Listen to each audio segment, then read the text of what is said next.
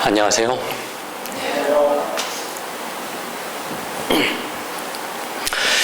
여보, 나 사랑해? 라는 질문을 하면 여러분 뭐라고 하시겠습니까? 나도 당신을 사랑해.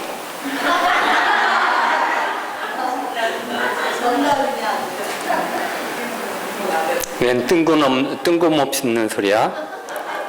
아니면 알면서? 우리는 사랑을 확인하고 싶은 게 사실입니다. 누가 날 좋아하고 누가 나에 대해서 관심이 있는지, 그래서 사랑을 받고 싶어하고 그 사랑을 확인하고 싶어하는 게 우리들입니다. 아마 여기 계신 어르신들도 젊었을 때는 그런 이야기를 많이 하셨을 겁니다. 그리고 그렇게 사랑을 확인했고 또 그 사랑 때문에 지금까지 이렇게 살고 계십니다. 저는 과연 내가 하나님 나 사랑하십니까? 라는 질문을 한다면 과연 하나님께서는 무슨 이야기를 나한테 들려주실까? 사실 그 답을 좀 듣고 싶은 게 사실입니다. 여러분들도 마찬가지 아니십니까? 하나님 저 얼만큼 사랑하십니까? 하나님 저 사랑은 하시나요? 사실 그 사랑을 확인하고 싶습니다. 거꾸로 하나님께서 민규야 너는 나를 얼만큼 사랑하니? 라는 질문을 했다면은 우리는 어떠한 대답을 할 수 있을까요?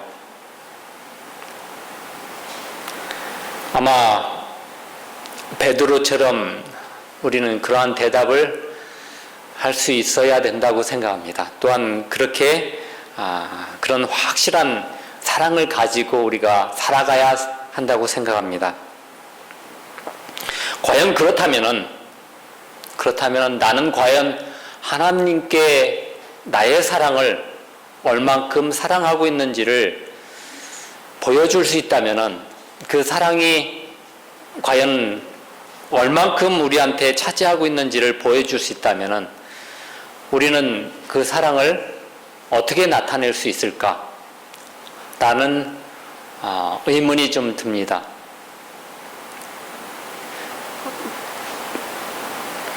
여기에 한 남자가 서 있습니다. 아주 고민을 많이 하고 있습니다. 이 사람이 무슨 고민을 하냐면 그리스도의 십자가의 사랑을 충분히 경험하고 알고 있지만 그 십자가의 사랑을 과연 내가 얼만큼 잘 지키고 그 사랑을 얼만큼 베풀고 있는지, 그런 사랑 때문에 고민을 하고 있는 한 남자가 있습니다. 과연 이 사람이 하나님의 율법 앞에 서 있다면은 과연 어떻게 나의 사랑이 표현되고 이 십계명 앞에 내가 온전히 과연 설 수 있을까?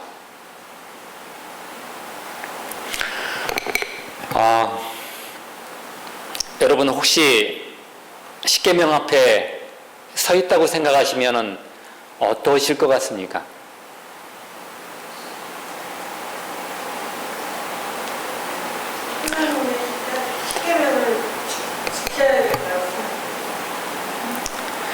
이 십계명 앞에 과연 설 수 있는 사람이 얼마나 될까?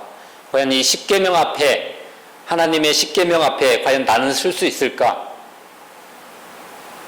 저는 이 십계명을 생각하면서 이 말씀을 준비하면서 떨리는 심정으로 내가 과연 이 십계명 앞에 섰을 때 나는 어떠한 이 매 계명마다 있는 계명에 나는 어떠한 답을 할 수 있을까? 라는 두려운 마음을 가지고 오늘 이 말씀을 준비했습니다. 사실 저도 이 십계명 앞에 설 수 없기 때문에, 서기가 두렵기 때문에 이 말씀을 준비하기가 힘들었지만 그래도 이 말씀이 우리들에게 인생에 정말 중요한 안내자의 역할을 하기 때문에 우리가 이 시간 다 같이 이 십계명 앞에 서서 과연 내가 하나님 앞에 과연 올바로 얼만큼 설 수 있을까를 생각하시면서 이 시간 같이 은혜를 나누고자 합니다. 잠언에 이런 말씀이 있습니다. 내 아들아, 내 말을 지키며 내 계명을, 내 명령을 내게 간직하라. 내 명령을 지켜서 살며 내 법을 내 눈동자처럼 지키라. 이것을 내 손가락에 매며 이것을 내 마음판에 새기라. 어떻게 계명을 손가락에 맬 수가 있습니까? 아마 이 말씀은 손에 매번 말씀을 들고 다니면서 살으란 얘기입니다. 그리고 그것을 마음판에 새기라는 얘기를 하고 있습니다.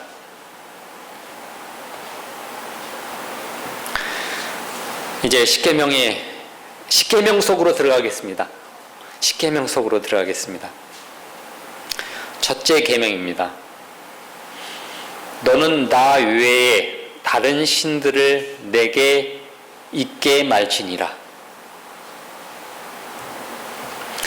하나님께 대한 우리의 사랑을 감소시키거나 마땅히 그분께 드릴 봉사에 방해가 되는 것을 우리 마음속에 품는다면 우리는 그것을 신으로 만드는 것이 된다. 하나님께 대한 사랑을 감소시키는 것, 그리고 그분께 드려야 될 봉사를 방해하는 것, 그것을 우리 마음속에 품는다면 그것은 다른 신을 만드는 거나 마찬가지라고 이야기하고 있습니다.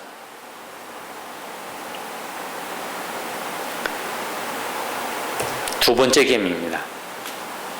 너를 위하여 새긴 우상을 만들지 말고 또 위로 하늘에 있는 것이나 아래로 땅에 있는 것이나 땅 아래 물속에 있는 것에 아무 형상이든지 만들지 말며 그것들에게 절하지 말며 그것들을 섬기지 말라. 우상이나 그와 비슷한 것을 가지고 참 하나님을 경배하는 것을 금하고 있다. 많은 이교의 민족들은 그들의 우상이 예배를 받으시는 하나님의 표상이나 상징이라고 주장해왔다. 그러나 하나님께서는 그와 같은 예배는 죄가 된다고 선언하셨다. 영원하신 하나님을 세상의 물질로 대표해 버리는 시도는 하나님께 대한 개념을 저하시킨다. 우리는 출애굽 당시에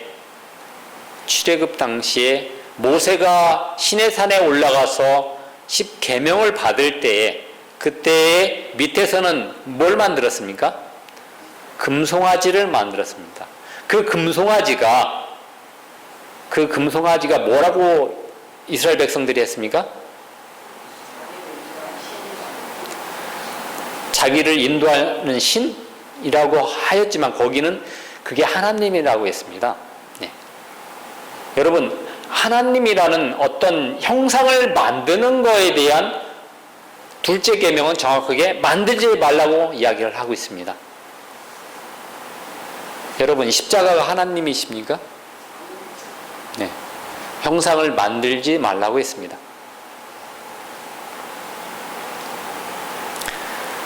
그와 같은 예배는 죄가 된다고 했습니다. 셋째입니다. 너는 너의 하나님 여호와의 이름을 망령되이 일컫지 말라. 나 여호와는 나의 이름을 망령되이 일컫는 자를 죄 없다 하지 아니하리라. 첫째 계명은요, 마음속에 있는 것을 이야기하고, 둘째 계명은 형상을 이야기하고, 세 번째는 이름을 이야기하고 있습니다.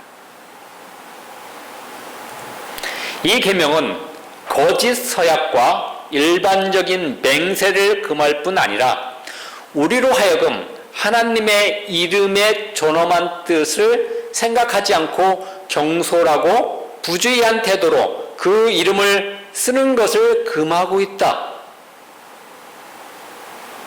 여러분, 하나님의 이름을 존엄한 뜻을 생각지 않고 경솔하게 그 성호를 부르는 경우들이 있으십니까? 보통의 대화에서 부지하게 하나님에 대하여 말하는 일과 사소한 문제로 그분께 호소하는 일과 그분의 이름을 자주 생각 없이 되풀이하는 일로 우리는 그분께 욕을 돌리고 있다. 하나님의 성호에 대해서 우리가 생각을 깊이 하고 그분의 성호를 부르라는 얘기입니다.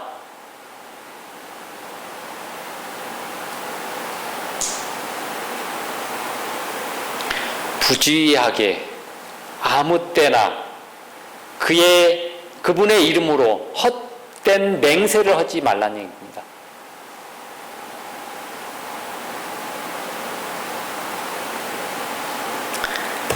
넷째 계명입니다. 이제 날에 대한 겁니다. 날. 마음과 형상과 이름과 날입니다. 안식일을 기억하여 거룩히 지키라. 여섯 동안은 힘써 내 모든 일을 행할 것이나 제7일은 너의 하나님 여호와의 안식일인즉 너나 내 아들이나 내 딸이나 내 남종이나 내 여종이나 내 육축이나 내 분안에 유하는 객이라도 아무 일도 하지 말라. 이는 여섯 동안에 나 여호와가 하늘과 땅과 바다와 그 가운데 모든 것을 만들고 제7일에 쉬었음이라. 그러므로 나 여호와가 안식일을 복되게 하여 그 날을 거룩하게 하였느니라. 우리가 안식일에 대한 것은 너무 잘 알고 있는 내용들입니다. 안식일은 새로운 제도로서가 아니라 창조 때에 이미 제정된 것으로 소개되었다. 그것은 창조주의 업적을 기념하는 것으로 기억해서 지켜야 한다. 그것은 하나님을 천지의 창조주로 지적하고 참 하나님과 거짓 신들을 구별시켜 준다. 제7일을 지키는 사람들은 그 같은 행동으로 그들이 다 여호와를 예배하는 자들임을 나타낸다. 그리하여 이 땅 위에 그분을 섬기는 사람들이 존재하는 한 안식일은 하나님께 대한 사람의 충절의 표가 된다. 이 넷째 계명은 10계명 중에 입법자의 이름과 직함이 들어있는 유일한 계명이다. 그것은 또 하나님의 권위로 율법이 주어졌는지 보여주는 유일한 계명이다. 그러므로 이 계명은 율법의 진정성과 구속력의 증거로서 그분의 율법에 찍힌 하나님의 인을 포함하고 있다. 지금까지 네 계명은 우리는 하나님에 대한 것을 배웠습니다. 또한 하나님에 대한 계명이었습니다. 혹시 오늘 하루 중에 네 계명 속에 있는 네 계명이 하나님에 대한 사랑의 관계에서 과연 어떤 관계를 우리가 맺고 살았는가요?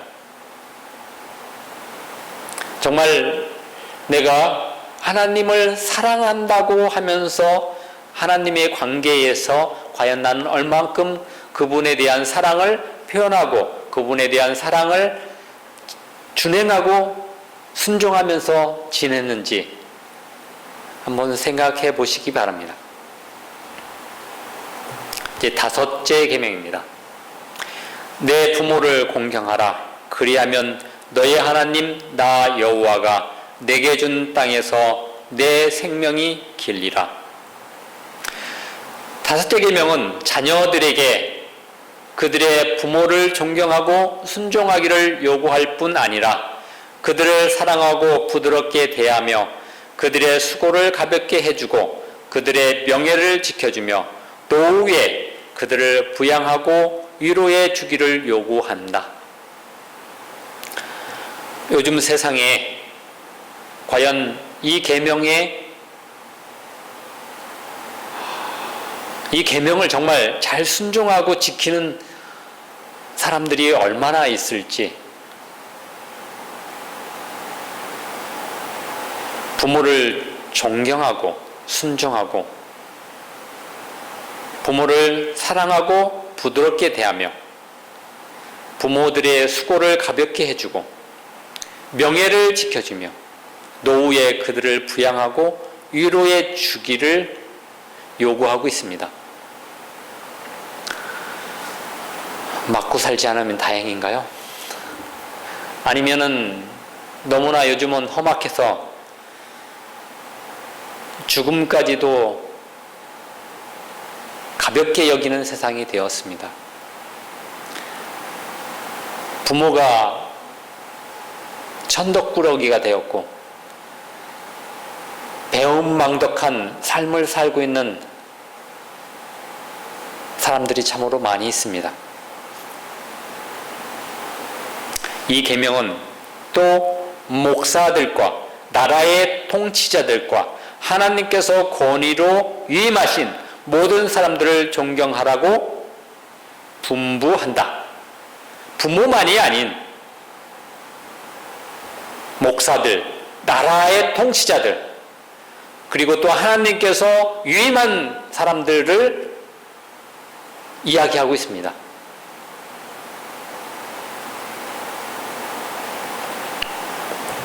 여섯째 계명입니다.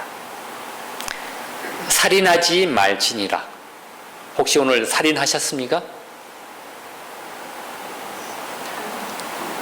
이 살인하지 말라는 말씀에 무엇이 포함되어 있는지 궁금하지 않으십니까? 과연 사람을 죽이고 아니면 다른 어떤 것을 죽이는 거에 살인하지 말라고 되어 있는지 예언의 이렇게 기록되어 있습니다. 생명을 단축시키는 모든 부정한 행위, 증오, 복수의 정신 또는 다른 사람에게 해를 끼치는 행위를 하게 하거나 우리로 그들의 해받기를 바라는 마음을 품도록 만드는 감정에 빠져드는 것, 가난한 사람들이나 고통당하는 사람들을 보고도 이기심 때문에 돌보는 일을 게을리하는 행위, 모든 방종이나 불필요한 소모나 건강을 해치는 경향이 있는 과중한 노동, 이 모든 것은 정도의 차이는 있으나 다 여섯째 계명을 범하는 것이다. 오늘 살인하셨습니까? 아직도 대답을 안 하십니까? 다시 읽어드려야 되겠습니까? 살인하지 말라라는 계명 속에, 여섯째 계명 속에는 이렇게 굉장히 포괄적인 많은 내용들이 들어있다는 얘기입니다.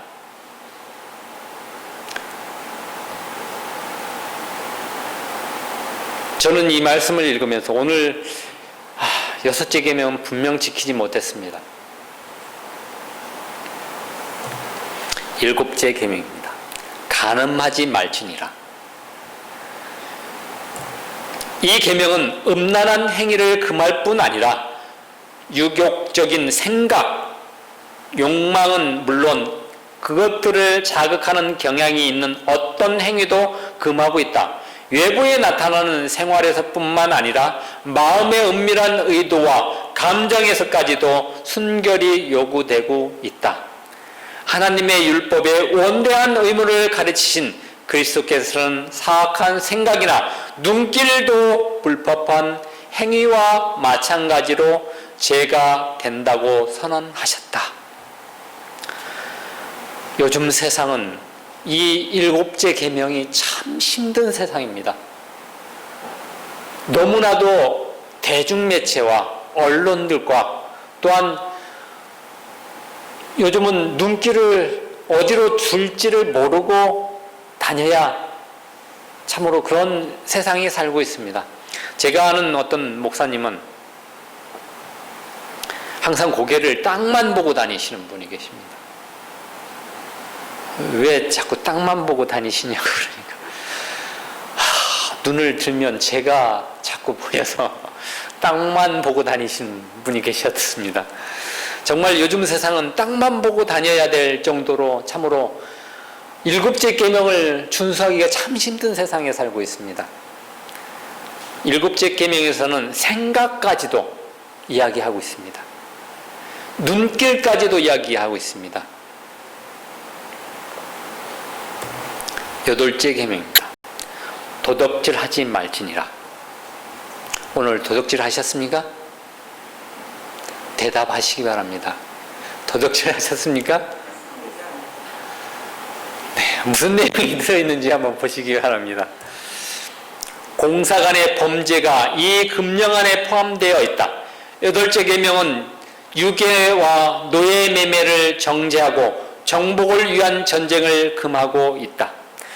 이 또한 절도와 강도 행위를 정죄하고 있다. 이 계명은 또 일상 업무의 가장 사소한 일에도 엄격한 성실을 요구한다. 이 계명은 상거래에 있어서 속이는 것을 금하는 동시에 당연히 지불해야 할 부채와 임금의 지불을 요구한다. 이 계명은 또 남의 무지와 약점과 불운을 이용하여 자신의 이익을 취하려고 하는 모든 행위는 하늘책에 뭐로 기록되어 있다고 했습니까? 이야, 이거 사기로 기록된다는 얘기입니다. 사기. 우리가 사기친다는 얘기입니다. 여러분, 사기치지 마시기 바랍니다. 저도 오늘 이거 사기를 친 것 같아갖고 참 가슴이 두근거립니다.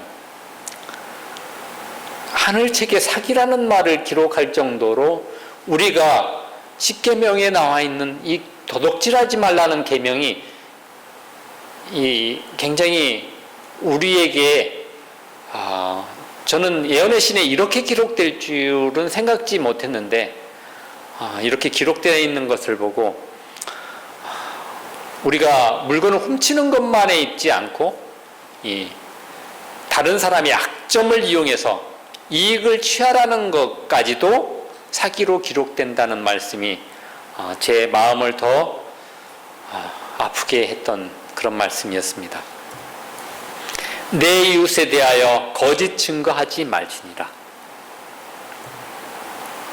우리의 이웃을 속이려는 의도나 목적으로 어떤 문제에서든지 거짓말하는 것은 모두 이 계명에 저촉된다. 속이려는 의도가 거짓을 구성하는 것이다.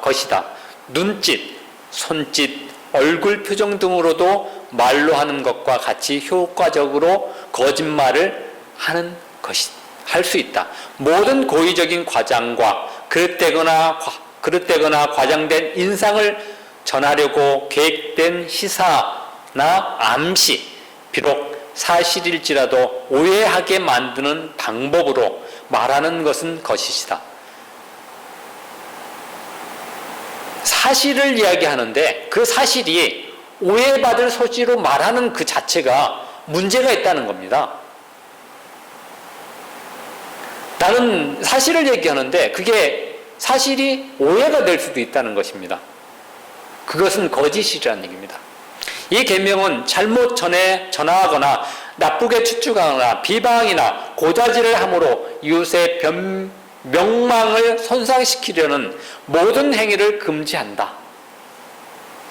고의적으로 사실을 은폐하여 손해를 입히는 일까지도 이야기하고 있습니다. 내 이웃에 대해서 거짓 증거하는 것들이 얼마나 위험한 것들인지를 이야기하고 있습니다. 우리는 이 9째 계명을 너무 쉽게 하고 있고 쉽게 생각하는 경우가 많다는 얘기입니다. 10째 계명입니다. 내 이웃의 집을 탐내지 말지니라. 내 이웃의 아내나 그의 여종이나 그의 소유나 그의 낙이나 무릇 내 이웃의 소유를 탐내지 말지니라. 열째 계명은 죄된 행위의 뿌리가 되는 이기적인 욕망을 금함으로써 만악의 뿌리 자체를 강타하고 있다. 하나님의 율법을 순종하여 남의 소유물에 대한 나쁜 욕심을 품는 것조차도 삼가하는 사람은 그의 이웃들에게 해를 끼치는 악한 행위를 하지 않을 것이다. 우리들한테 갖고 있는 이기적인 욕망, 다른 집에 뭐가 있다, 나도 저거 갖고 싶어, 어떠한 것을 탐하는, 이웃 것을 탐하는 그런 이기적인 욕망에 대한 것을 금하고 있다는 얘기입니다. 여러분, 이 6가지 계명, 5제부터 10가지의 계명, 첫째부터 넷째 계명에 대한 계명과 5제부터 10제까지의 계명 중에 어떤 것을 가장 죄를 더 많이 짓는 것 같습니까? 네? 예. 사람과의 관계가 더 많은 죄를 짓는 것 같지 않습니까? 그죠? 왜 그러냐면 매일 보고 매일 마주치고 매일 행하는 일들이기 때문에 그렇습니다. 근데 실제로는 첫째, 넷째의 계명도 굉장히 중요한 건데 그것은 단지 우리가 보이지 않는 하나님과의 관계라고 생각하기 때문에 쉽게 생각하고 그것이 중요하지 않다고 생각하는 경향이 너무 많다는 얘기입니다. 첫째부터 10째 계명 모두가 다 중요한 내용들이고 중요한 계명들입니다.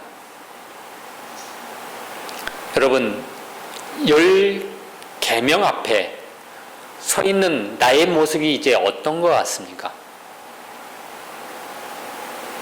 너무 초라하기도 하고 내 자신이 계명 앞에 쓴다는 그 자체가 굉장히 부끄럽다는 얘기입니다. 내가 과연 설 수 있을까? 이 계명 앞에 내가 과연 설 수 있을까?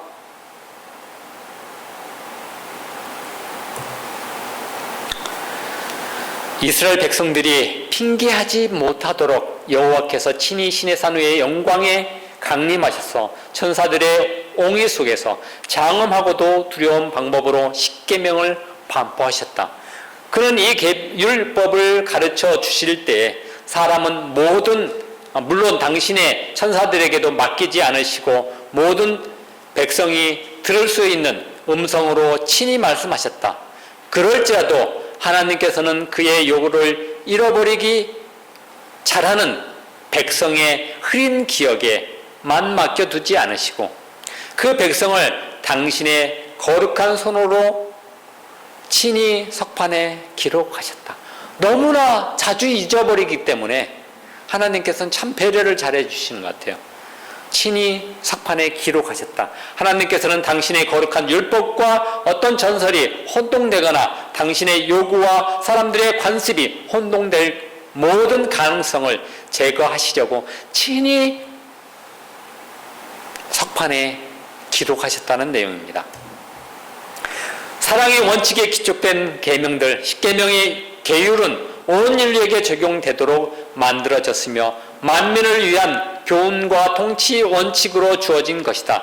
강경하면서도 포괄적이며 권위 있는 10계명은 하나님과 이웃에 대한 사람의 의무를 총망라하고 있으며 모든 조항이 다 근본적인 사랑의 대원칙에 기초를 두고 있다. 뭐에 기초를 두셨다고요? 사랑의 원칙에 기초를 두고 계시는 겁니다. 10계명은 처음 4계명, 내 마음을 다하여 주 너희 하나님을 사랑하라는 하나님의 큰 계명으로 요약된다. 나머지 6계명은 내 이웃을 내 몸같이 사랑하라는 다른 계명 가운데 포함된다. 이 두 계명이 다 사랑의 원칙이 표현이다. 둘째 계명을 범하면서 첫째 계명을 지킬 수 없으며 첫째 부분을 범하면서 둘째 부분을 지킬 수 없다.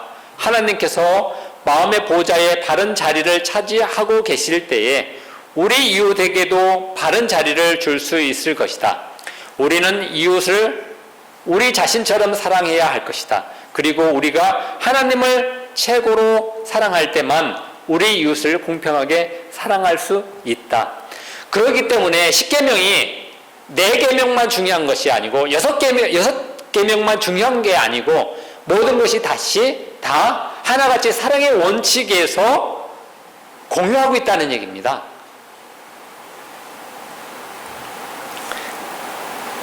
10계명의 율법은 금제의 면에서보다는 자비의 면에서 고찰해야 된다. 율법의 금제성은 순종이 따르는 행복의 확실한 보증이다. 그리스도 안에서 받아들일 때에 율법은 영원한 세대를 통하여 우리에게 기쁨을 줄 품성의 순결을 이루도록 역사할 것이다. 순종하는 이들에게 율법은 보호의 장벽이 된다. 여러분들이 우리가 율법을 순종을 잘 한다면 그것이 우리의 보호의 장벽이 된다고 이야기하고 있습니다. 사단의 유혹으로 말미암아 전 인류가 하나님의 율법의 범법자들이 되었지만 그분의 아들의 희생으로 말미암아 그들이 다시 하나님께로 돌아갈 수 있는 길이 열렸다. 그들은 그리스도의 은혜를 통하여 아버지의 율법을 순종할 수 있게 되었다. 사실 제가 이 말씀을 읽으면서 율법의 앞에, 10계명 앞에 설 수 있는 용기가 생겼습니다. 우리가 하나님께로 돌아갈 수 있는 길, 율법 앞에 설 수 있는 것은 뭘 통해서 가능하다고요? 그리스도의 은혜를 통해서 내가 10계명 앞에 설 수 있는 그 자신이 사실 부끄러워서 내가 순종하지 못하기 때문에 설 수 없었는데 그리스도의 은혜를 통해서 설 수 있도록 하게 해주신다는 얘기입니다. 아버지의 율법을 순종할 수 있게 되었다는 얘기입니다. 그리하여 각 시대마다 배교와 반역 중에서도 하나님께서는 그분께 진실한 백성, 곧 마음에 그분의 율법이 있는 백성들을 모으고 있다는 얘기입니다. 여기에 우리가 동참해야 된다고 생각합니다. 돌판에 새겨진 같은 율법이 성령에 의하여 마음판에 기록된다. 성령에 의하여 마음판에 기록된다. 자신의 의로움을 세우려 하는 대신 우리는 그리스도의 은혜를 통하여 우리 마음에 기록된 하나님의 율법에 순종하는 생애를 살 것이다. 그리스도의 영의 임재로서 우리는 그분께서 행하신 대로 행할 수 있다. 어떻게 할 수 있다고요? 그리스도께서 행하신 대로 우리가 할 수 있는데 그것은 그리스도의 영으로, 그리스도의 임재로 할 수 있다는 얘기입니다. 나의 하나님이여 내가 주의 뜻 행하기를 즐기오니 주의 법이 나의 심중에 있나이다 라고 선언하셨다. 그리고 사람들 중에 계실 때에 그분은 내가 항상 그의 기뻐하시는 일을 행함으로 나를 혼자 두지 아니하셨느니라. 결코 내가 힘들고 쓰러지고 넘어지고 할 때에, 율법 앞에 쓸 수 없을 때에 나를 그냥 버려두지 아니하시고 혼자 두지 아니하시고 나와 항상 함께 하신다는 얘기를 하고 계십니다. 사도 바울은 새 언약하에서 믿음과 율법 사이의 관계를 분명히 나타낸다. 그는 다음과 같이 말한다. 우리가 믿음으로 의롭다 하심을 얻었은즉 우리 주 예수 그리스도로 말미암아 하나님으로 더불어 화평을 누리자. 그런즉 우리가 믿음으로 말미암아 율법을 폐하느냐? 그럴 수 없느니라. 율법이 육신으로 말미암아 연약하여 할 수 없는 그것을 하나님이 하신다. 죄된 본성을 가진 인간은 율법을 지킬 수 없기 때문에 율법이 사람을 의롭게 할 수 없다. 우리가 율법을 지킬 수 있습니까? 네? 죄된 본성을 가진 우리는 율법 10계명을 다 지킬 수가 없습니다. 아까 제가 열거했던 내용들을 우리가 지킬 수 있으셨습니까? 지금 지키고 계십니까? 하나님은 하시나니 곧 죄를 인하여 자기 아들을 죄 있는 육신의 모양으로 보내어 육신의 죄를 정하사 육신을 쫓지 않고 그 영을 쫓아 행하는 우리에게 그 영을 쫓아 행하는 우리에게 율법의 요구를 이루어지게 하려 하심이니라. 율법이 요구하는 것들을 그리스도의 영, 성령께서 우리가 이룰 수 있도록 도와주시고 그렇게 하게 만들어 주신다는 얘기입니다. 이거보다 더 좋은 일이 어디 있습니까?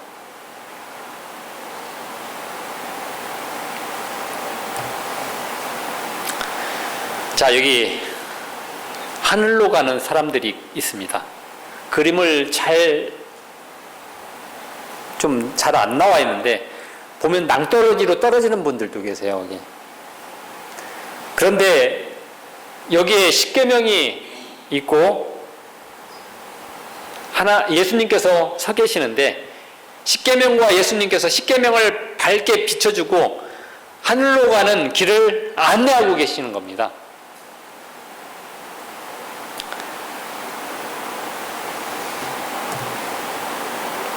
그런데 하늘나라에 가면 십계명이 있을까요?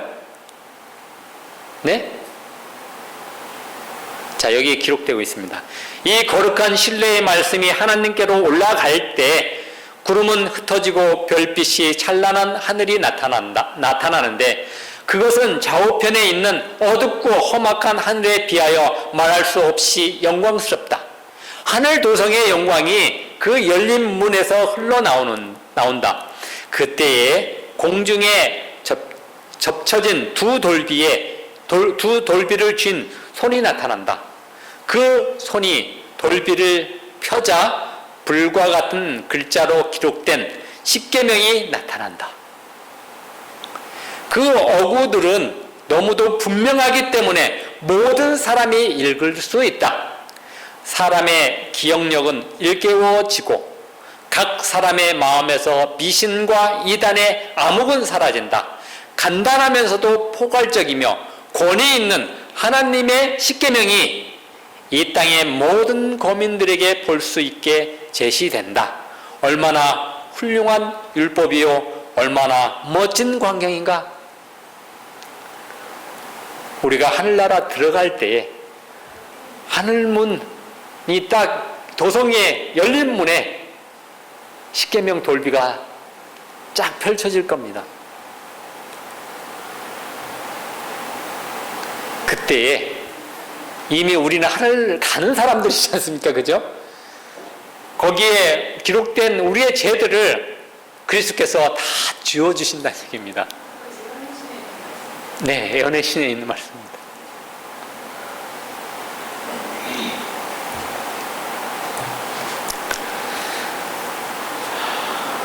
잠언 3장에 있는 말씀입니다.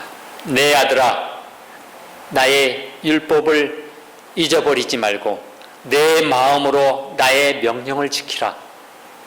그리하면 그것이 또로 장수하여 많은 해를 누리게 하며 평강을 더하게 하리라. 인자가 진리로 내게서 떠나지 않게 하고 그것을 내 목에 매며, 아까는 손가락에 매라고 했는데 이번에는 목에 매라고 있습니다. 내 마음판에 새기라. 그리하면 내가 하나님과 사람 앞에서 은총과 귀중히 여김을 받으리라. 우리가 십계명을 정말 지키지 못하고 힘들고 넘어질지라도 마음판에 새기고 다니라는 얘기입니다. 마음판에 새기고 다니면서 넘어지고 자빠지더라도 하나님께서는 일으켜 주시고 내 옆에서 항상 함께 해주신다는 얘기입니다. 나의 하나님이여, 내가 주의 뜻 행하기를 즐기오니 주의 법이 나의 심중에 있나이다. 우리 다 같이 이 말씀을 같이 읽도록 하겠습니다. 시작. 나의 하나님이여, 내가 주의 뜻 행하기를 즐기오니 주의 법이 나의 심중에 있나이다. 아멘. 우리 마음속에 주의 뜻 행하기를 줄기하며 주의 법을 늘 마음속에 간직하며 살아가는 여러분과 제가 되기를 간절히 바라면서 말씀을 마치겠습니다.